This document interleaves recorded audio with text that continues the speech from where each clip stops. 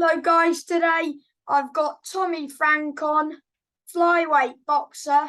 He's 15 wins, two defeats, sorry, one draw.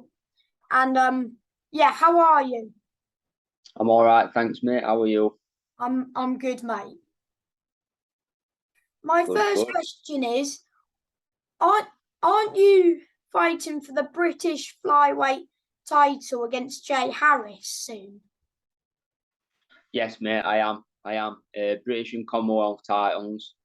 The fight got over. I think Jay became my mandatory for my British title a few like a good few months back now. So originally I thought maybe the fight was going to be in September, and then I thought we were going to be in the summer, and the fight's just been getting put back through no fault of mine or Jay's or his management or anything.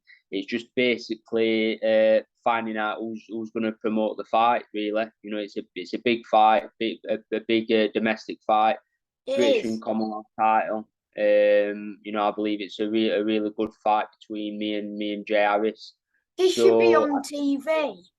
yeah, oh yeah, 100%, and it won't be. I believe that it deserves a big platform for us both, and I'm sure we'll get that. But I mean, as things turned out, it were looking like it was going to be on a Matchroom show, but then I'm not sure whether the whole Eubank and Ben thing, and that show falling through. I think Matchroom had a lot of fighters to kind of reschedule on other bills, and it Yeah. might have just been a case of me and Jay kind of losing our slot. So unfortunately, it's not going to be while early next year now, but.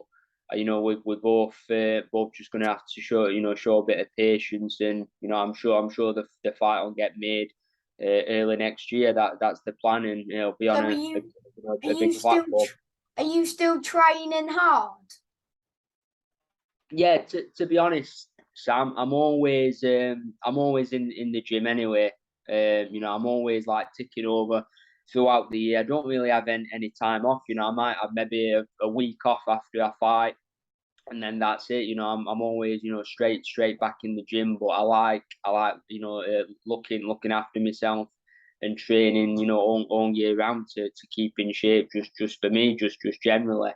So at the minute, now it's not going to be while next year. And like I said, I've been training since before summertime. Practically Yeah, gave up because you my haven't summer. fought for quite a while because you fought Craig Yeah. Derbyshire in April. Yeah, that's right. Yeah.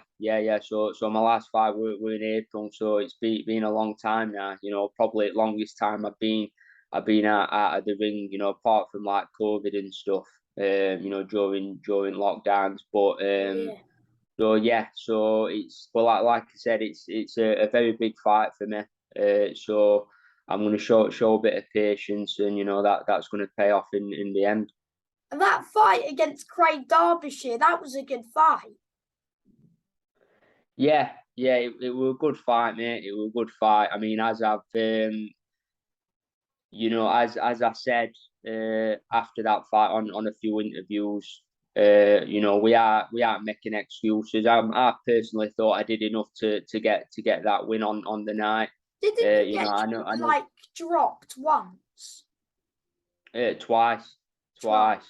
Yeah, but I You mean, I still know got back up and you it. kept going. You were right there right until the end, mate. Yeah. I mean, I know it turned out to be a good fight, but there's a few reasons why I thought I performed like that. I think it was just basically a case of not taking anything away from Craig, but maybe him having the best night of his life, and me probably having my worst. And I just think that kind of even things up between us. I'd beat Craig. I'd beat Craig previously. I beat him for my first title what I ever won. Is it going to Um, be a trilogy then? As you drew, you're gonna. Yeah, I'd say so, possibly. Straight after the fight, I were kind of thinking that we were going to have the rematch straight away, and then it turned out that I was mandatory for the European title, so it looked like 99% I was going to get a European title fight. Because So wasn't obviously, he English champion or? Yeah. So that's why we fought. So he won the English title at the weight above, and it pulled off a few wins and beat some unbeaten kids. So he worked his way into challenge me for my British. So that's why we took that fight, and then like I said, it looked like I was going to be boxing for the European title. So the rematch Against Jay. no, mate. So the European champion is a Spanish guy, Jairo or Joro Noriega. The So name rings a bell. I've heard it before. yeah. He boxed. He boxed another Spanish guy on that were on a Matchroom Spain show. And he won the European flyweight title. So he's the European champion. So that's where So you want to, if everything goes to plan against Jay, that's where like you would kind of want to move on because you've proven that you're British level. And I should imagine that you would, if you win, I'm sure you will, but you'll try to push on to bigger and better things.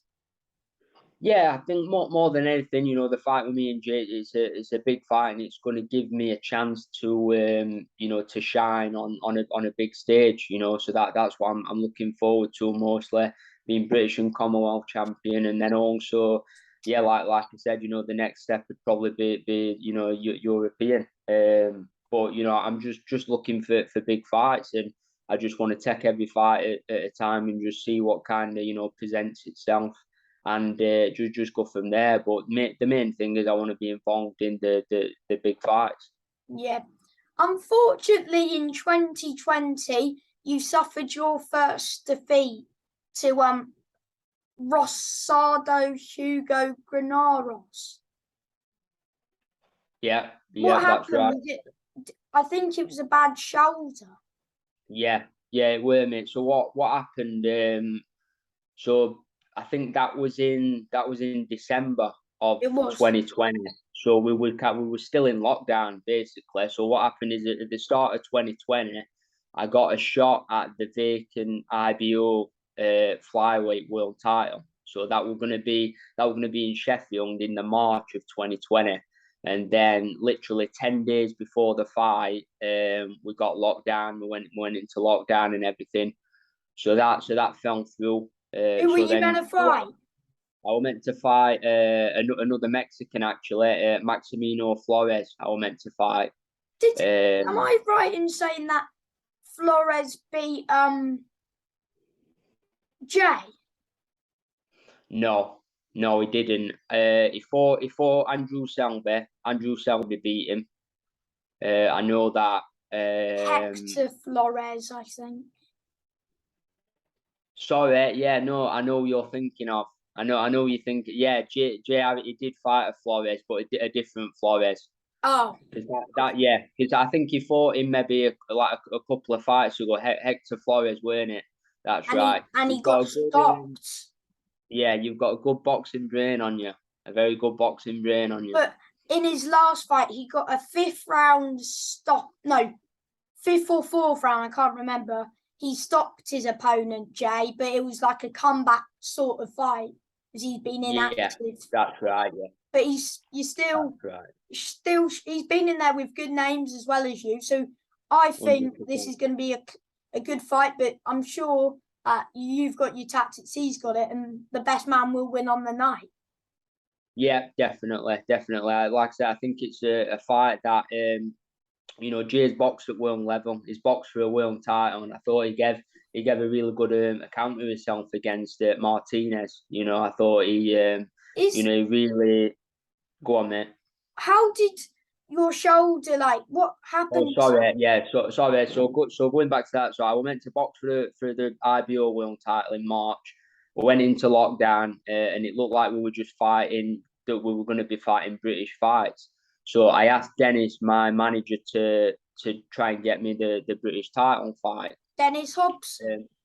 Yes, Dennis Hobson. Yeah. So the fight, we managed to get a British title fight made, but through whatever reason, my opponent kept pulling out. So this was literally I don't know, maybe like a week or two before the show. So we lost the British title fight, and we got an IBF Intercontinental title fight with Guerreros, and it ended up being in there were a show in Sheffield Arena car park. That's a Because weird obviously, venue. yeah. So with it being, obviously lockdown, and at that particular time, fans weren't even allowed in. Everything were behind closed doors, and Dennis just had this idea. He were promoting the show. He just had this idea of doing like an outside show, and having like a drive-in. So like you go to a drive-in cinema. So he had this idea about a Yeah, driving because someone boxing show. also interviewed has fought on the same night. I think I can't remember who it was, but because I've interviewed so many people. But Yeah, yeah. Keenan, my stable mate, Keenan Wainwright, yeah. Oh, oh yeah, he boxed there as well. Yeah, all right. Are you thinking of someone else as well? Yeah, Someone else as well. But yeah, Keenan was in a so, good fight, wasn't he, against that Ethan James yeah, last weekend?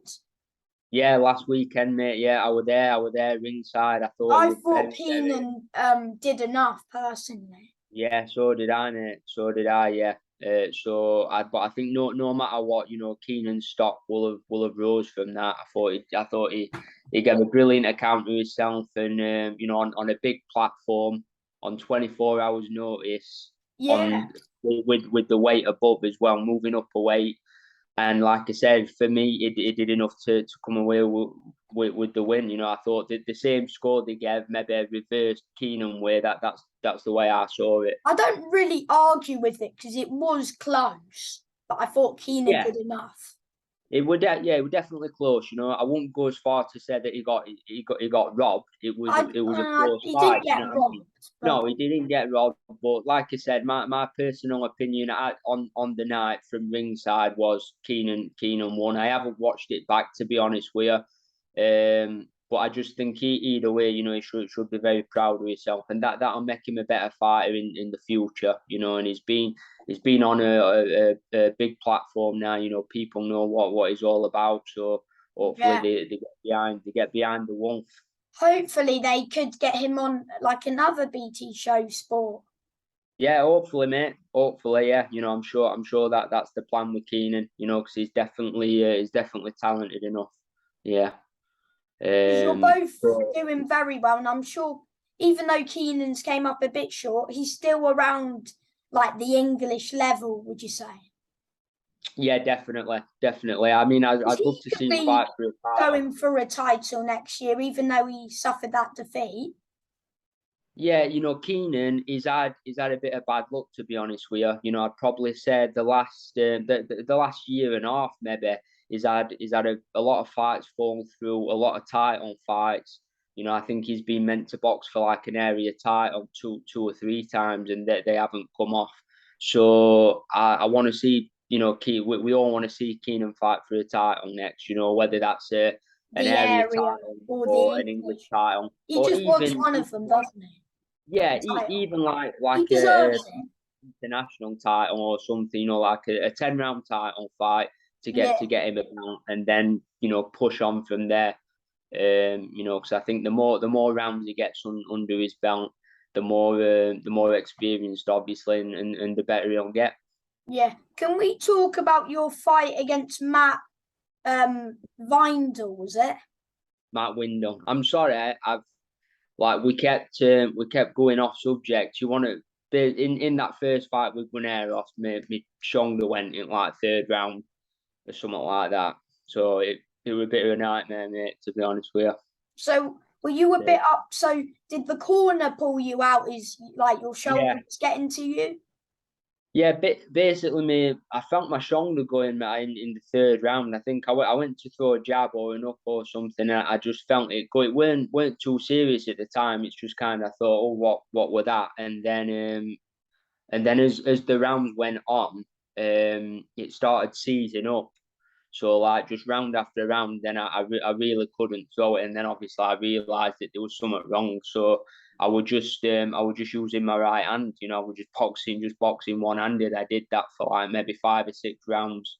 And you were still I doing weren't well. I weren't doing too bad, to be honest with you. I think actually like a couple of rounds after my shoulder went, the fifth round, I probably had like best round at fight. I think I hurt him. I caught him with a good right hand on chin, like in close inside, and that rocked him a little bit. I found. But then as the rounds were going on, I think once the Mexican twigged on that I'd hurt my shoulder, he kind of jumped on me a bit, and he was just kind of out flurrying me and just nicking the rounds. Yeah. Well, Yeah, you did manage to get the rematch, and again, you unfortunately came up short. yeah. Do you believe that you did enough to win that one? Yeah, again, at the time I did. At the time in the ring, and even watching it back, I can still see a case for me winning it. But in hindsight, he was the champion.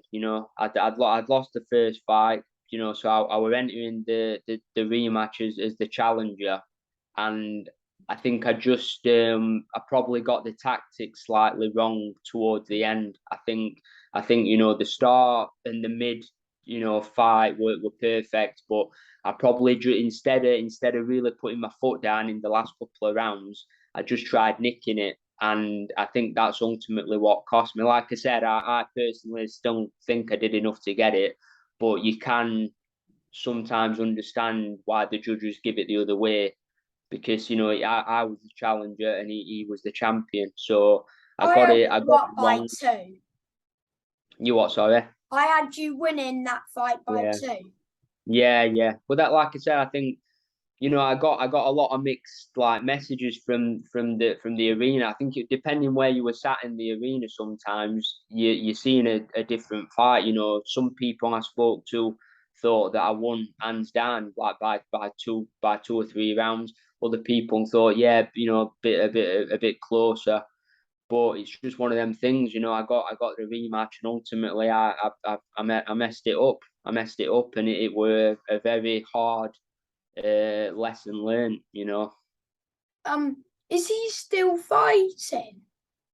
I believe he is. Yeah, I think he fought for an IBO world title at the weight above super flyweight, but I Did he think I win think it? he lost. No, he lost. He lost. So I don't know what's happening with Guneros. Straight after that fight, I think we just wanted to kind of see what maybe like domestically, and we just left him alone. But I'm sure, like I said, it's frustrating, isn't it? Because the first fight, obviously with the injury, that didn't go my way, and then the second fight, like I said, I thought I did enough to get it, but I think it was a slight tactical But error.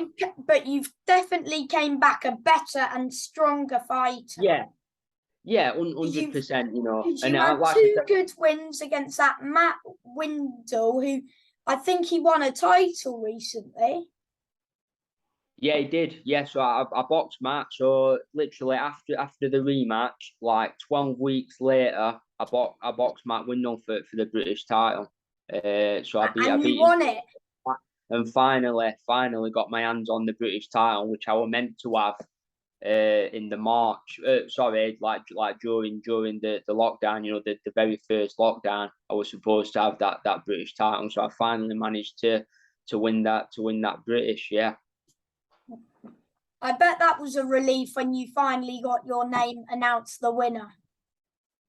Yeah, it were, mate. It were more so just coming off the two back-to-back defeats, because like I said, I mean, looking at them defeats, you can Some kind of say, yeah, people, after like a defeat, like at the smaller hall shows, they go on to like fight a few journeymen, then go. But you went yeah, straight into that British title fight, even though you lost the two fights before. You yeah. still, you know, That's what I mean. And like, you just find like no matter what, you're not gonna please everyone, and there's always gonna be like critics online and things, and people were saying, "Oh, why is he boxing for a British title and coming off two back-to-back defeats?" But I think you've got They to give don't it. understand how much. Yeah, but exactly. I think you've got to give the boxing board some credit. You know, they're not complete idiot. Obviously, they're looking It's at the hard manner of to the make fights. fight. Yeah, so you know, with the first one being an injury, and then you know the second, you know, There's a bit obviously nip and tuck. There's a we're a bit of close fight, but you know yeah. that's kind of past British level. They were for like international fights, so you know, and I think by that time I'd been 12 rounds, you know, three or four times or whatever. So So I you had got the you know. experience, didn't you, over Matt?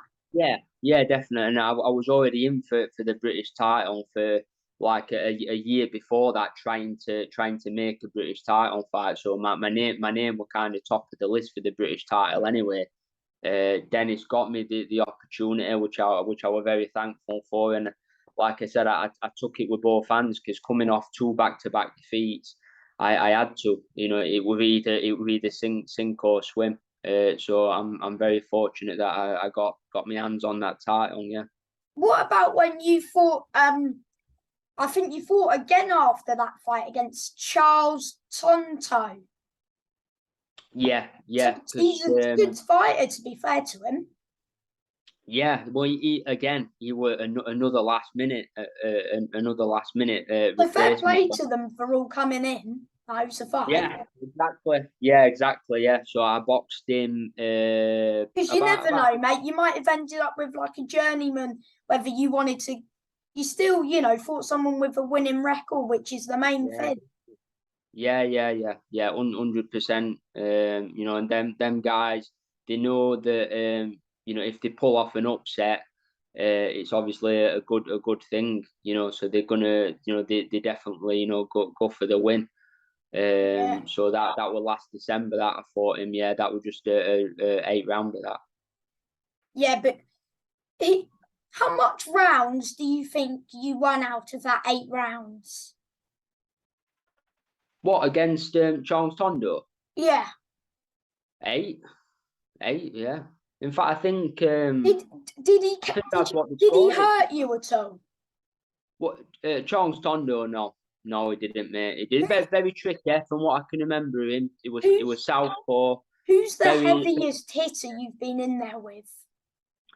the heaviest hitter. I fought a guy for the WBC International Silver title. That was when I That's a was good boxing. one to win as well. Yeah, so when I was boxing at super flyweight, and I thought he was from Thailand, Aaron Dipayan, he was called, and he just recently fought the monster Inoue. So I think it was last year he fought Inoue for like the undisputed bantamweight titles. So did you Um, like because that's a big win to have if he's fighting Inu. well, at the time, nobody knew him. So at the time, he was boxing at super flyweight over in Thailand. He had a lot of knockouts. I think he was like maybe 6-1 or 7-1 Yeah, when but I now fought. people look at your record and you've beaten a world title challenger. Yeah, yeah. So That's class. That's a big win to yeah. have. So looking back now at that win, it's a very good win. And I fought him over 12 rounds. And it were an odd 12 rounds. I don't know, you know, I don't. It's weird because how do I explain this? Like in boxing, he never hurt me, so he never hit me and like dropped me.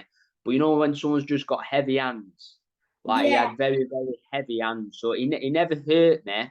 But literally, just a but you jab knew from if him. one of them landed, you've just got to be on your A Oh game. yeah, oh yeah, of course. I mean, if he caught me good on chin, he'd have probably knocked me out. Fortunately, he never did. But even Yeah, when he was hitting me like on my arms, they were just thudding shots. Like it were really like heavy handed. You could see why he'd got like, well, I think he's got like 12 knockouts now out of like 13 or 14 that's fights. good. Yeah, so he was a very tough man. I fought him over 12 rounds, and I think the 11th and 12th round won me that fight. You know, I had to grind it out a bit. I don't know whether I were having a bit of an off night that night, or but you know, You that still that picked were that that were title one of up my latest though. fights. You what, Sam? I said you still got the win though. Yeah, exactly. And looking back, that was definitely one of my learning fights. You know, it were a hard fight at the time, but I'm glad I had that because it was 12. It was my first 12 round, and my full 12 rounds. What I went, and like I said, like maybe rounds 10, 11, 12 championship rounds, I had to dig down and grind out the win, and that's what I did. And then you know, looking back, it's a good name to have on my record that as well. You know, just being in with Inoue. I think Inoue stopped him in maybe round 8 He or did. something. But obviously that's like two weights above me now. Yeah, Um, but you're fly, aren't you? I'm flyweight, yes, I am. And I think Inu's bantam, so he's Bantam, gone up, hasn't he? yeah, he's gone up. Yeah, he's gone up since he fought me. Yeah, but very strong kid. Never been back to UK since, which I'm not surprised about. But yeah, very tough fighter. Yeah. And my last question for you, Tommy, is do you have any advice for someone who wants to be a pro boxer when they're older? Yeah, you've got to the number one thing we are questioning boxing is you've got to believe in yourself. You've got to believe in yourself. Um, because you know, boxing it's a very hard a hard sport. But it's not really a sport. It's more like a lifestyle. Boxing. You know, you have to give a lot up, like in your personal life, Yeah, and because you have to sell tickets as well. yeah, I mean, there's a lot goes into boxing, but I think you know there's definitely going to be times where you know you've got to basically the only person that's going to pull you through and believe in yourself is you. So you've got to make sure you've got that self belief in you, and just dedicate yourself. Just like I said, it's like no other sport in the world. You know, you've really got to put everything into it, dedicate yourself, and you know the harder you work, the more you get out of it. So that's what I'd say. Yeah, but number one, belief. Got Yes. to have belief. Sorry, before you go, do you want to shout out anyone who's helped you in your career? I'll shout out all my sponsors, mate. All my sponsors. But I'll be honest with you, I'm gonna. I tell you what, I've got one of my t because I was scared I was gonna say them and then forget someone. But I've got one of my t-shirts here. So just one sec, pal. Yeah.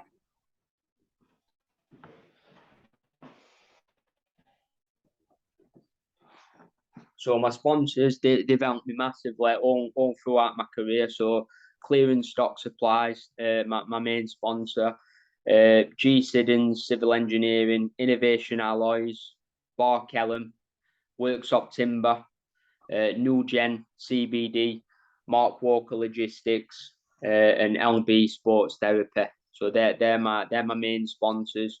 And like I said, you know, again, boxing is just a very unique sport. You know, we're not like footballers. We don't get a weekly wage or anything like that. So if you don't fight, you don't get paid. And you know, especially if you're having a bit of a long layoff, like I am right now. You know, if it weren't for my sponsors, I couldn't do what I do. I couldn't dedicate myself and train full time. So a massive thank you to my sponsors. And Dennis as well. Oh, of course, Dennis. You know, all my team, my management, Dennis Hobson, Steve Crump, my training team, Glyn Rhodes, MBE. Don't forget the MBE. Matt Moat, Sam Sheedy, Andy Manning, all of them.